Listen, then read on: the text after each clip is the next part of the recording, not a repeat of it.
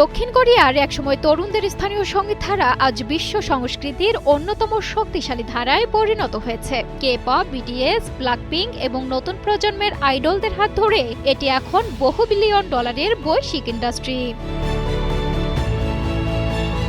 আধুনিক কে-পপের যাত্রা শুরু হয়েছিল 1992 সালে, যখন CO Tajil and boys Korean গানের সঙ্গে হিপ-হপ, র্যাপ, রক এবং পাশ্চাত্য পপের মিশ্রণ ঘটিয়ে সঙ্গীতের এক নতুন বিপ্লব আনে। তাদের গানে উঠে আসে তরুণদের স্বপ্ন, প্রতিবাদ এবং সামাজিক বাস্তবতা। একমাত্র স্মার্ট সিটি বসুন্ধরা, আধুনিকতায় এক ধাপ এগিয়ে। এরপর 1996 সালে SM এন্টারটেইনমেন্ট প্রশিক্ষণ ভিত্তিক আইডল তৈরির নতুন মডেল চালু করে। এর মাধ্যমে দলীয় নাচ, উন্নত পারফরমেন্স, ফ্যাশন সেন্স এবং ভক্তদের সঙ্গে ঘনিষ্ঠ যোগাযোগ কে-পপ সংস্কৃতির মূল ভিত্তি হয়ে ওঠে।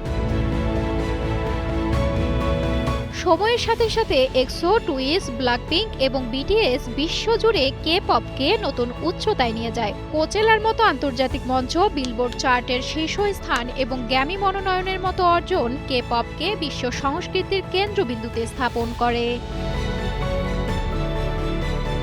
বর্তমানে স্ট্রে কিডস এর মতো চতুর্থ প্রজন্মের দলগুলো নতুন রেকর্ড করছে। একই সাথে পঞ্চম প্রজন্মের শিল্পীরা পারফরমেন্স, ফ্যাশন এবং বৈশ্বিক উপস্থিতিতে নতুন মানদণ্ড তৈরি করছে।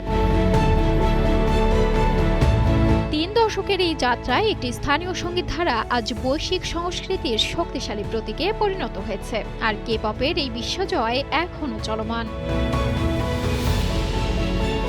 সানজানা সাথী, কালের কণ্ঠ।